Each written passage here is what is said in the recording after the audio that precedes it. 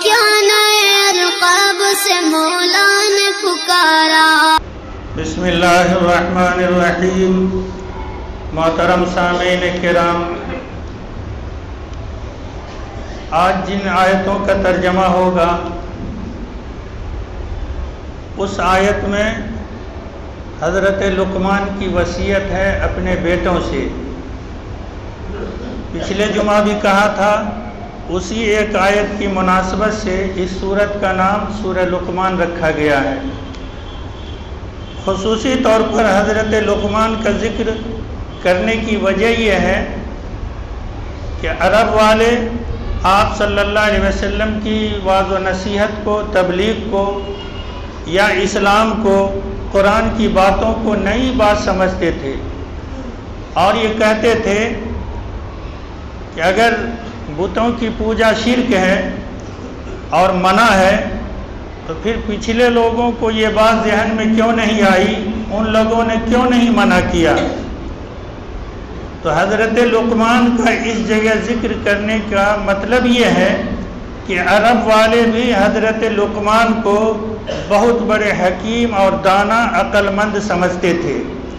اور ان کی حکمت کی باتیں عرب میں مشہور تھی، چاہے زبانی ہو یا کتابی شکل میں ہو۔ بہت سارے شعراء کرام حضرت لقمان کی حکمت کو اپنے شعر میں ذکر کیا کرتے تھے۔ اس لیے اللہ تعالیٰ نے کفار مکہ کو سمجھنے کے لیے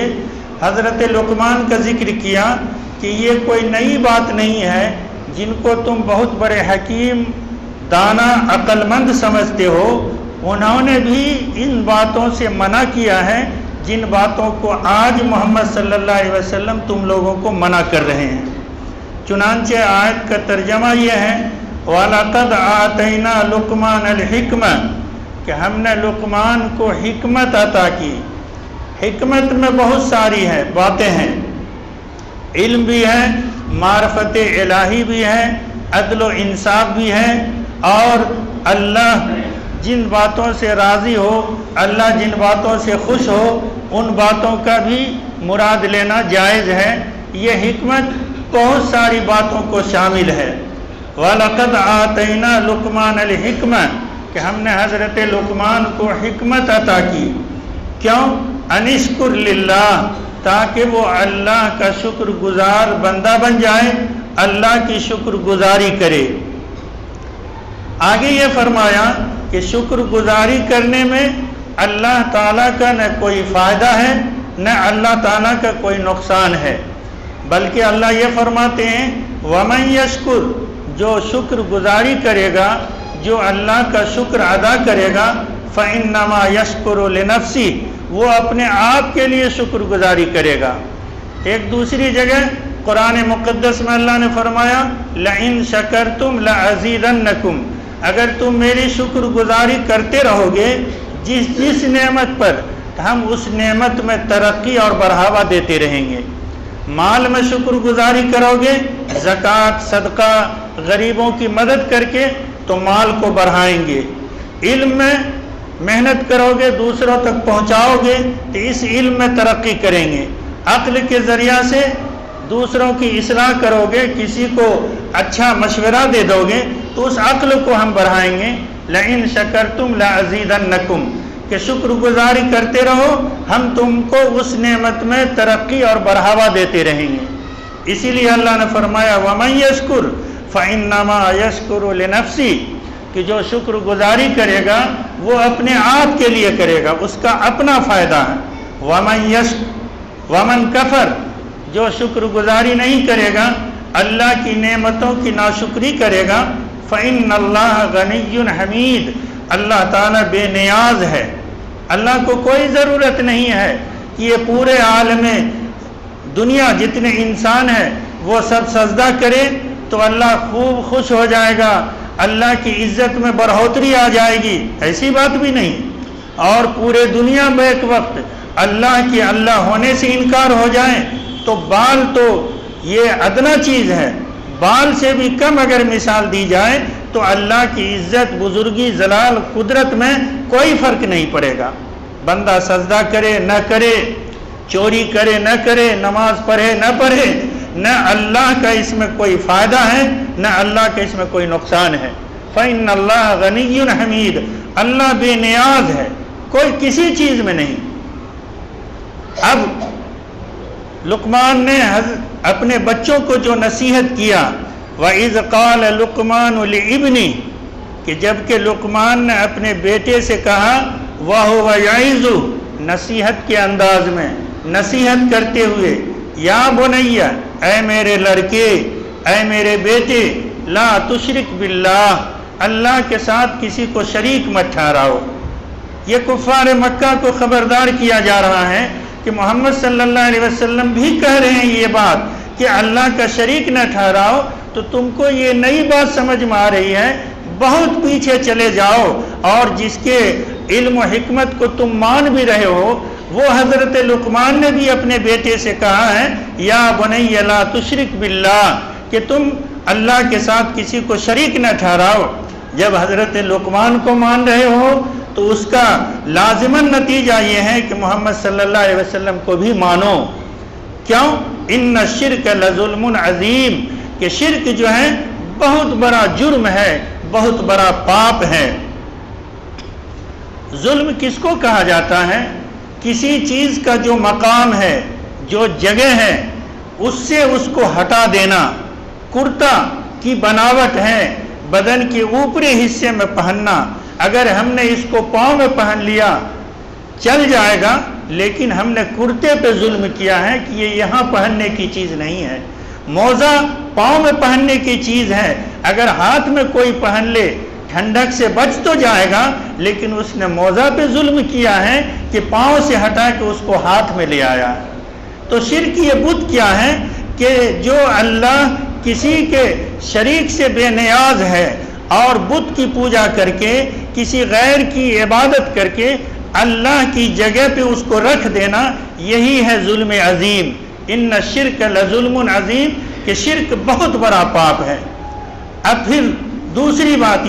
یہ شرک یہ حقوق اللہ ہے۔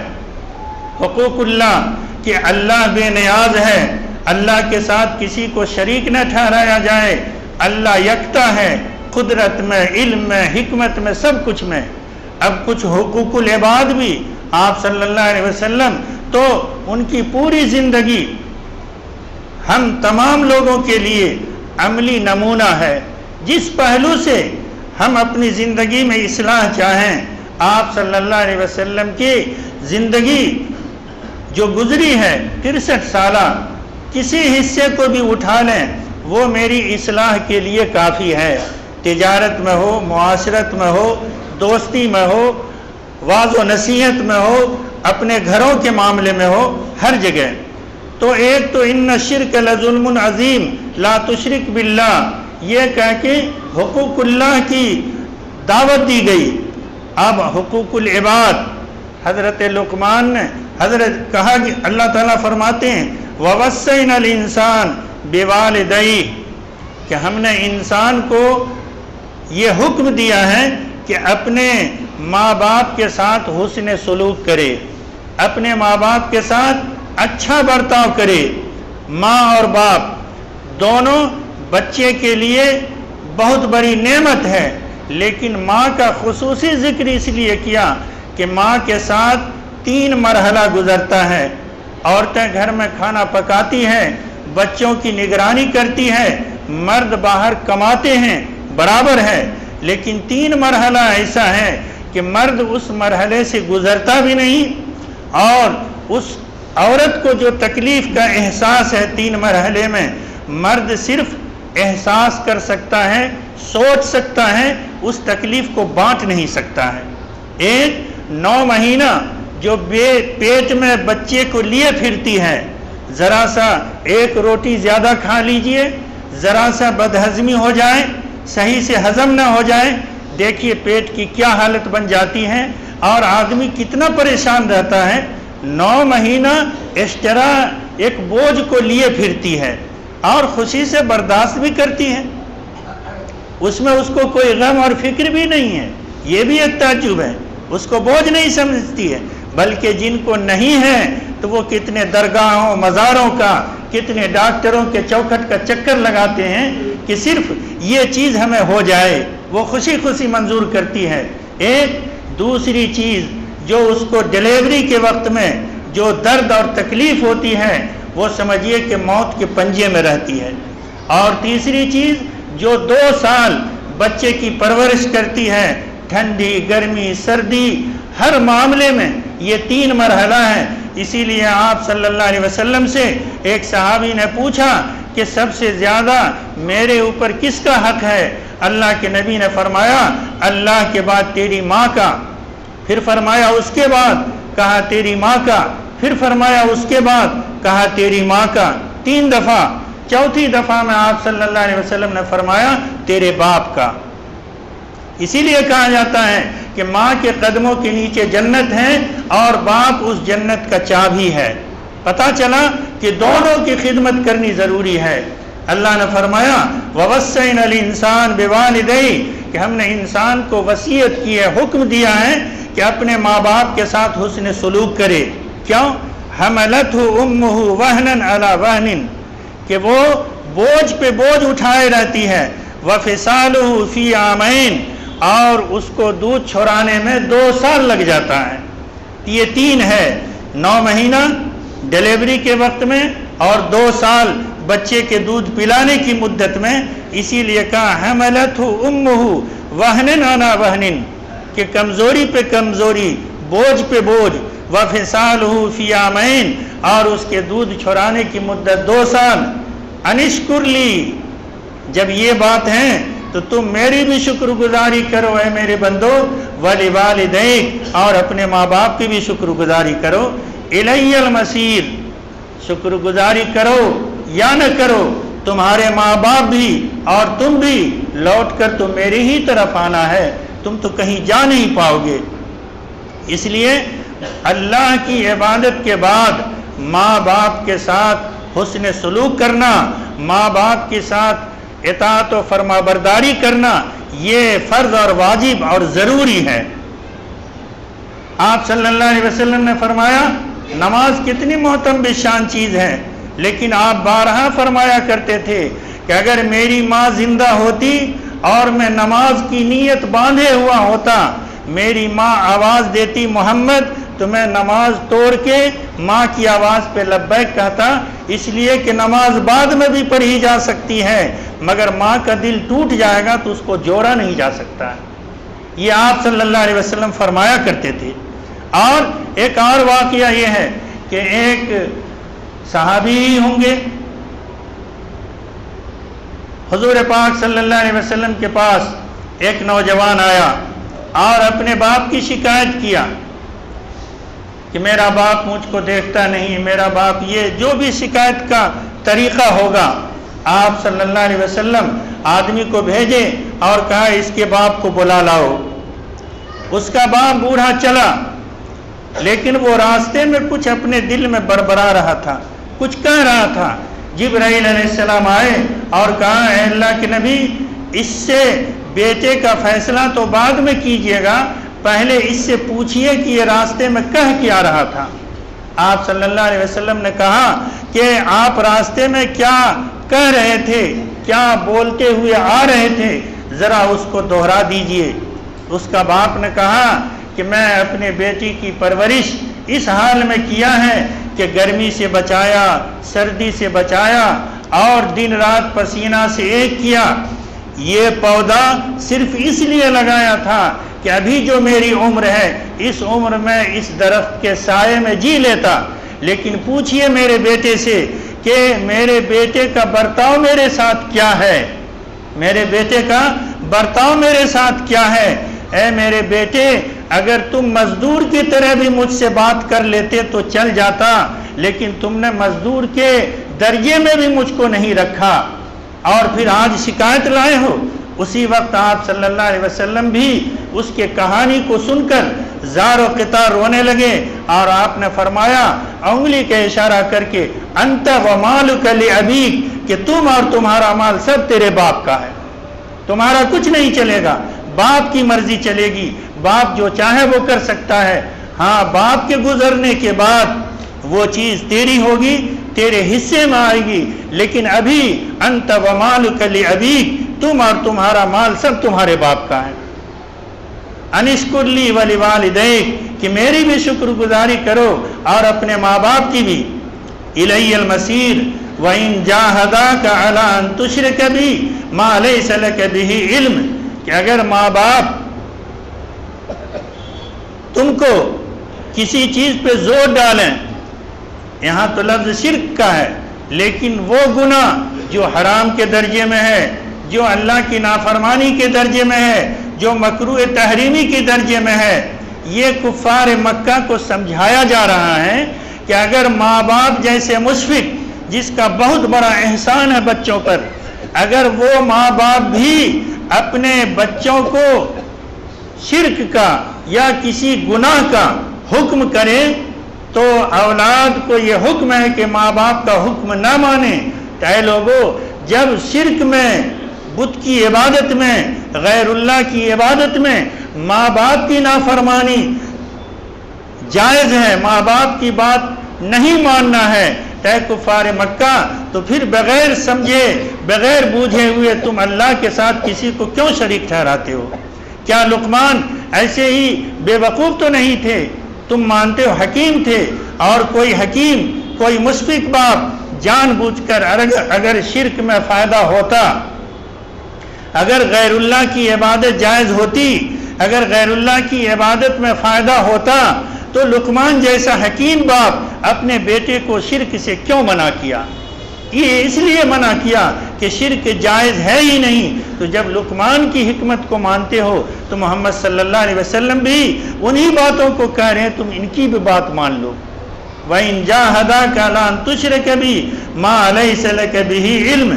فَلَا تُطِعْهُمَا، اس کی اطاعت نہیں کرنا ہے۔ ہاں، وَصَاحِبْهُمَا فِي الدُّنْيَا مَعْرُوفًا، دنیاوی زندگی میں ماں باپ کی اطاعت فرما برداری کرنا ہے۔ ماں باپ کوئی ایسا دنیاوی فائدہ ہو جو ہم نہیں چاہ رہے ہیں، لیکن ماں باپ میرے لیے چاہ رہے ہیں، تو اس وقت ماں باپ کی بات کو مان لینا ہے۔ وَصَاحِبْهُمَا فِي الدُّنْيَا مَعْرُوفًا وَاتَّبِعْ سَبِيلَ مَنْ أَنَابَ إِلَيَّ، تم اس راستے کو اختیار کرو جو راستہ میری طرف لوٹ کر آتا ہے۔ آج اللہ پاک فرماتے ہیں جو میری طرف لوٹ کر آتا ہے، اور ابھی مجمع میں ہم سب جتنے ہیں سب کی یہ خواہش ہے کہ ہم سے اللہ راضی ہو جائے، ہمارے لیے جنت میں جانا آسان ہو جائے، پل صراط پر گزرنا میرے لیے آسان ہو جائے، سب چاہتے ہیں، لیکن کیا اس راستے کو ہم نے اپنایا ہے؟ نہیں۔ شیخ سعدی رحمت اللہ علیہ نے کہا کہ ایک شخص ترکی جا رہا تھا، جس کو ترکستان کہتے ہیں، ترکی کی طرف جا رہا تھا، اور اس سے پوچھا تم کہاں جا رہے ہو؟ کہا بیت اللہ شریف کی زیارت کرنے۔ تو اس وقت اس موقع سے انہوں نے فارسی میں کہا ترسم نہ رسی بکعبہ اے رابی،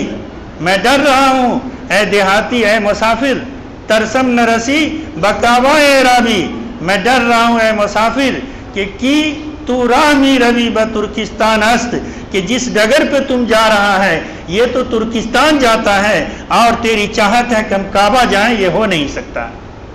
اس لیے ہم اگر اللہ کی رضامندی چاہتے ہیں تو ہماری زندگی میں بدلاؤ آنی چاہیے، ہم کو تو وہ راستہ اپنانا چاہیے جس راستے کی رہنمائی یہ قرآن اور حدیث کر رہا ہے۔ چاہتے تو ہم بھی ہیں کہ اگر چلنے کی نوبت نہ آئے، بالکل پھاند کے جانے کی ہو تو جنت میں چلے جائیں، لیکن کم سے کم پھاندنے کا بھی تو جو طریقہ قرآن بتایا اس کو بھی تو کم سے کم اپنا لیں۔ وَاتَّبِعْ سَبِيلَ مَنْ أَنَابَ إِلَيَّ ثُمَّ إِلَيَّ مَرْجِعُكُمْ فَأُنَبِّئُكُمْ بِمَا كُنْتُمْ تَعْمَلُونَ، تم میرے ہی طرف لوٹو گے، اس وقت ہم تم کو خبردار کر دیں گے کہ دیکھو صحیح راستہ کیا ہے اور برا راستہ کیا ہے۔ لقمان نے دوسری نصیحت پھر کیا اپنے بیٹے کو، یا بنیا انہا ان تک مثقال حبۃ من خردل فتکن فی صخرہ او فی السماوات او فی الارض یأتی بها اللہ۔ ایک کتاب میں آیا ہے لقمان علیہ السلام کے بیٹے نے پوچھا، جس وقت یہ کہا الی المصیر، ہمارے ہی طرف لوٹ کر آؤ گے، تو بیٹا نے پوچھا کہ اللہ کو سب چیز کی خبر ہو جائے گی؟ اگر کوئی چیز ایسی ہو جو بالکل چھوٹی ہو، دیکھنے کی لائق بھی نہ ہو، یا بہت بڑے پتھر کے نیچے دبی ہو، کہنے کا مطلب یہ تھا کہ ہم چھپ کے اگر کوئی گناہ کریں دوسرا کوئی نہ دیکھے، تو اس وقت لقمان علیہ السلام، حضرت لقمان نے فرمایا تھا یا بنیا، اے میرے لڑکے، انہا ان تک مثقال حبہ من خردل، کہ اگر کوئی رائی کے وزن کے برابر، رائی کا دانہ کتنا ہوتا ہے؟ سرسوں سے بھی چھوٹا، کہا اگر رائی سے بھی چھوٹا ہو وزن میں، فتکن فی صخرۃ، اور اگر وہ چٹان کے نیچے دبا ہو، او فی السماوات، یا آسمان میں ہو، او فی الارض، یا زمین کے نیچے ہو، یاتی بہ اللہ، اللہ کو کوئی فرق نہیں پڑے گا، قیامت میں اللہ اس عمل کو حاضر کر لے گا۔ یاتی بہ اللہ، ان اللہ لطیف خبیر، اللہ تعالیٰ تو بالکل لطیف، باریک چیزوں کو بھی جانتا ہے، باریک سے باریک، بلکہ اللہ کے علم کے مطابق جتنا وہ جان رہا ہے، بال کی بھی مثال نہیں دینا چاہیے، جبکہ لوگ کہتے ہیں کہ بال دکھائی نہیں پڑتا ہے، اللہ اس سے کم پتلا، اس سے بھی زیادہ باریک کی خبر رکھتا ہے۔ ان اللہ لطیف خبیر۔ اور چوتھی نصیحت یہ کیا، یا بنی اقم الصلاۃ، اے میرے لڑکے نماز کو قائم کرو، وامر بالمعروف، نماز کو قائم کرو اپنے لیے انفرادی طور پر، جس سے یہ پتہ چلے کہ مسلمان ہے، جس سے پتہ چلے کہ اس کا کوئی اللہ ہے، جس سے پتہ چلے کہ اس کا کوئی نبی ہے، جس سے پتہ یہ چلے کہ ہاں اس کے دل میں کسی کا ڈر ہے جو پاک صاف ہو کے آ کے جھکتا ہے۔ یہ تو اپنے لیے ہے۔ یا بنی اقم الصلاۃ، آگے فرمایا وامر بالمعروف ونہی عن المنکر، معاشرے میں جیتے ہو، سماج میں جیتے ہو، شادی بیاہ ہے، معاملات ہے، دکان ہے، تجارت ہے، پڑھائی ہے، لکھائی ہے، سب کچھ ہے، تو اس کے اصلاح کے لیے صرف اپنے نماز پڑھ کے ہاتھ پاؤں جوڑ کے بیٹھ رہنا یہ کافی نہیں ہوگا، بلکہ وامر بالمعروف، نیکی کا حکم کرتے رہو، ونہی عن المنکر، اور برائی سے روکتے رہو۔ یہ ایک سماجی ذمہ داری ہے ہمارے اوپر، جس سے جتنا بن پڑے، اکیلے میں ہو، چلتے ہو، چاہے جس چیز میں ہو، اگر کہہ نہیں سکتے تو کم سے کم اپنے عمل سے اس کا اظہار کر دیں کہ آپ جو کر رہے ہیں وہ مجھے پسند نہیں ہے، کم سے کم اتنا تو ہونا ہی چاہیے۔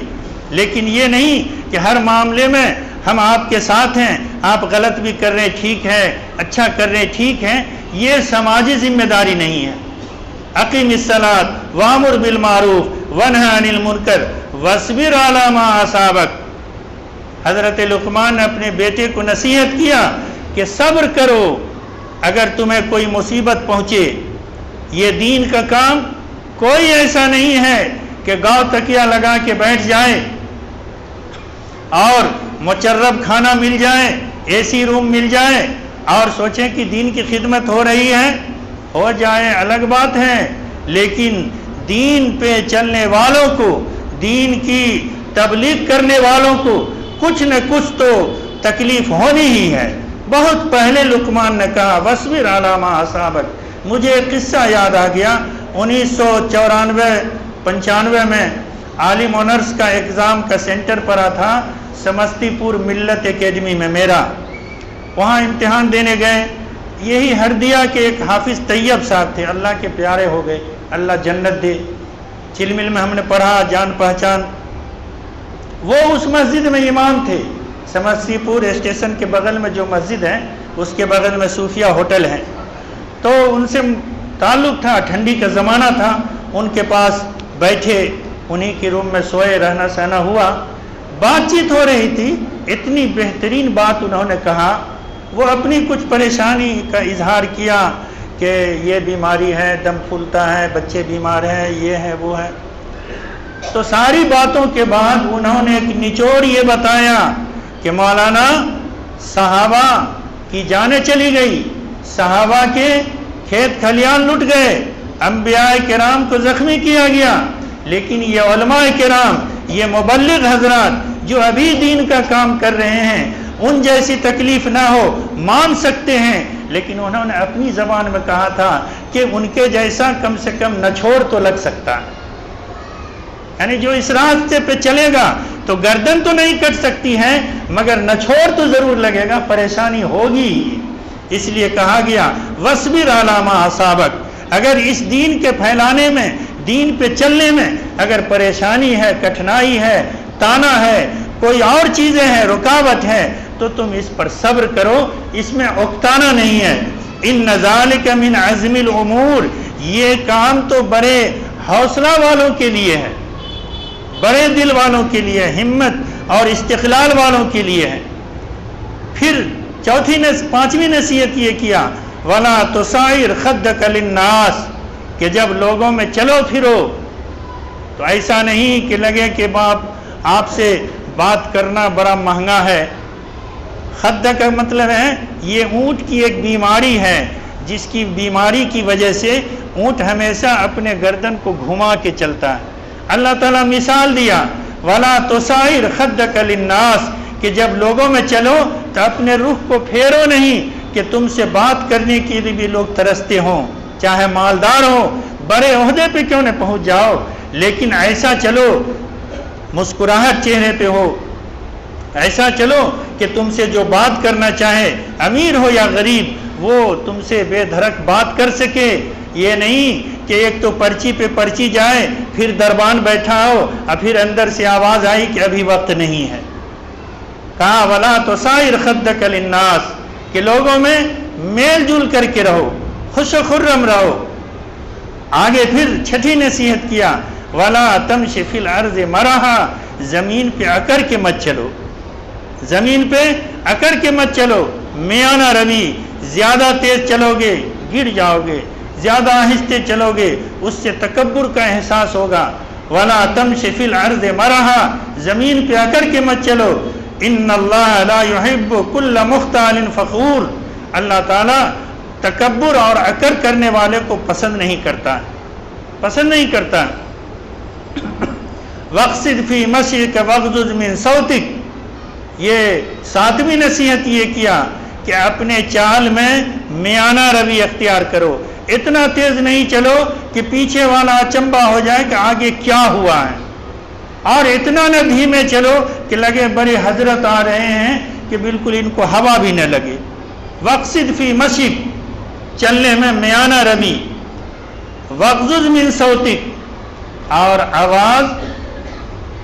درمیانی ہو، نہ اتنا چلا کے بولو کہ کسی کو اگر ہارٹ کی بیماری ہے تو اس کا دھڑکن بڑھ جائے، اور نہ اتنا آہستہ بولو بالکل نئی نویلی بوبو کی طرح کہ بالکل کان سٹانا پڑ جائے تاکہ سننے والے کو تکلیف ہو۔ اس لیے اللہ تعالیٰ نے حضرت لقمان نے کہا وَاغْضُضْ مِنْ صَوْتِكَ وَاقْصِدْ فِي مَشْيِكَ، چلنے میں میانہ روی ہو، وَاغْضُضْ مِنْ صَوْتِكَ، آواز میں بھی میانہ روی ہو۔ اور مثال دیا کہ اگر تم خوب چلا کے بولو گے، دھڑلے سے بول دو گے، ہٹاکے سے بول دو گے، تو اللہ تعالیٰ مثال کتنا بڑھیا دیا ہے کہ سب سے مکروہ آواز جانوروں میں گدھے کی آواز، تو چلا کے بولنے کو جو منع کیا ہے، کس لیے اللہ نے مثال دیا ان انکر الاصوات، کہ بالکل ناپسندیدہ آوازوں میں لصوت الحمیر، گدھے کی آواز ہے، اس لیے تم زیادہ چلا کے نہ بولو، ایسا بولو کہ لوگ اور چاہت کریں کہ کچھ اور بولتے تو ہم ذرا سنتے۔ یہ چند نصیحتیں ہیں جو حضرت لقمان نے اپنے بیٹے کو کہا، یہ ہم سب کے لیے ہے۔ اللہ نے اپنے نبی پہ اس آیت کو اتارا۔ خلاصہ ان